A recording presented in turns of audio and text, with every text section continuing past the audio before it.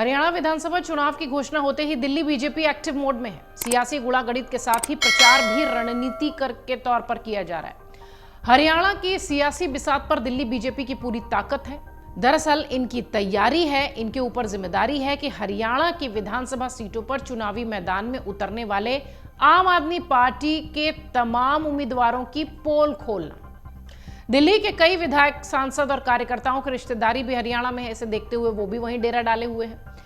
रणनीति के तहत इसके लिए कई टीमें भी गठित की गई हैं और विधानसभा क्षेत्र में इनकी ताकत भी देखने मिल सकती है। चाक चौबंद तैयारी दिल्ली से हरियाणा को साधने की। राजनीतिक जानकारों का कहना है कि हरियाणा चुनाव परिणाम दिल्ली के चुनाव को प्रभावित करता है, क्योंकि दिल्ली विधानसभा चुनाव हरियाणा के बाद होता है। इस बार आम आदमी पार्टी पूरे दमखम के साथ वहां ताल ठोकती नजर आ रही है। इसे ही देखते हुए दिल्ली बीजेपी की अहमियत इस राज्य में अधिक है।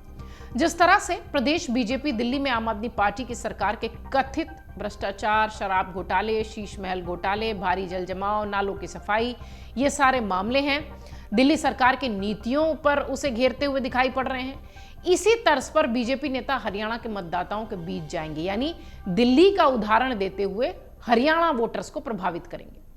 दिल्ली की स्थिति और दिल्ली सरकार के वादों और इरादों से अवगत कराएंगे हरियाणा के वोटर्स को।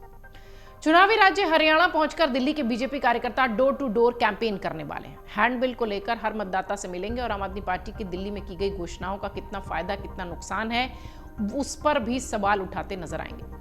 बीजेपी के रणनीतिकारों का कहना है कि हरियाणा पड़ोसी राज्य है और अगर वहां भी आम आदमी पार्टी ने सीट हासिल कर ली तो दिल्ली चुनाव में बेहतर प्रदर्शन करना बीजेपी के लिए मुश्किल होगा, क्योंकि दिल्ली की सीमा से हरियाणा के कई विधानसभा क्षेत्र जुड़ते हैं। इसी को देखते हुए बीजेपी की खास तैयारी है। बीजेपी सांसद, विधायक समेत प्रदेश बीजेपी पदाधिकारियों की टीम चुनावी प्रचार में उतरी हुई है। आपको बता दें, आम आदमी पार्टी इंडी गठबंधन के सदस्य के रूप में है। उसने कांग्रेस के साथ गठबंधन में चुनाव लड़ा था और एक जो कुरुक्षेत्र की सीट थी वो भी जीतने में कामयाब नहीं हो पाए थे। हालांकि आम आदमी पार्टी ने पिछली बार 3 सीटों की तुलना में केवल 1 सीट पर ही चुनाव लड़ने के बाद भी अपना वोट शेयर मजबूत किया था। 0.36% से बढ़कर आम आदमी पार्टी का वोट शेयर 3.94, लगभग 4% के आसपास पहुंच गया था। शायद यही वजह है कि बीजेपी अब हरियाणा में भी आम आदमी पार्टी के खिलाफ हल्ला बोल करने में जुटी है, हल्के में नहीं ले रही है। हरियाणा में फिलहाल बीजेपी की सरकार है। कुछ निर्दलियों को भी इसमें शामिल किया गया, यानी उनके समर्थन से भी सरकार चल रही है। हरियाणा में 2019 में सत्ताधारी बीजेपी बहुमत के आंकड़े से दूर रह गई थी।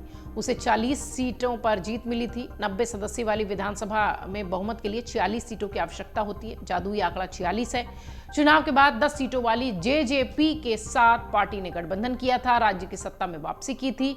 लेकिन 2024 के लोकसभा चुनाव में बीजेपी की जेजेपी के साथ लोकसभा सीट बंटवारे को लेकर कुछ ऐसी चर्चा हुई जिसके बाद से दोनों का गठबंधन टूट गया और इसके बाद बीजेपी को नया मुख्यमंत्री भी मिल गया, नया मंत्रिमंडल भी मिल गया। मनोहर लाल खट्टर की जगह नायब सिंह सैनी प्रदेश की कमान संभालते नजर आने लगे। बीजेपी ने बहुमत के लिए निर्दलीय विधायकों की भी मदद ली थी। 2024 लोकसभा चुनाव में 5 सीटें बीजेपी ने जीती हैं और 5 कांग्रेस के हिस्से गई है, इसलिए भी कांग्रेस के हौसले बुलंद हैं। 2019 के लोकसभा चुनाव के मुकाबले इस बार कांग्रेस के मतों में करीब 20% की बढ़ोतरी हुई है। यह स्थिति तब है जब कांग्रेस ने पिछले चुनाव में एक भी लोकसभा सीट पर जीत हासिल नहीं की थी।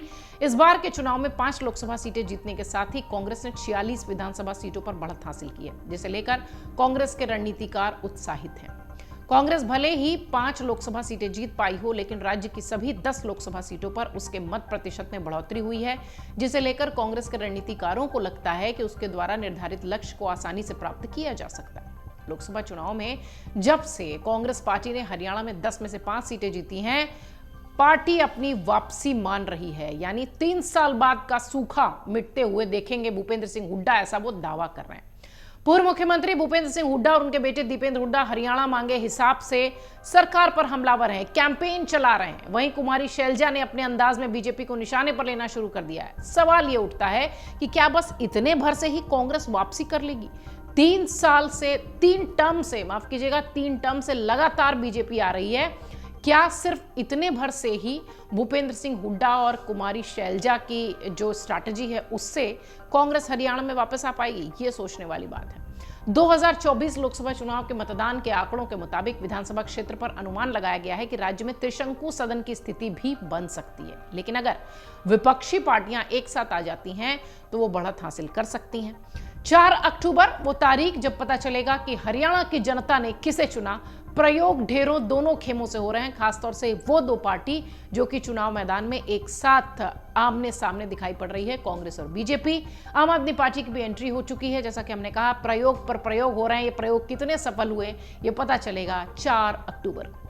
अगर आप ये वीडियो YouTube पर देख रहे हैं तो हमारे चैनल को सब्सक्राइब करें और बेल आइकन को दबाना ना भूलें। अगर आप Facebook पर ये वीडियो देख रहे हैं तो हमारे पेज को लाइक करें।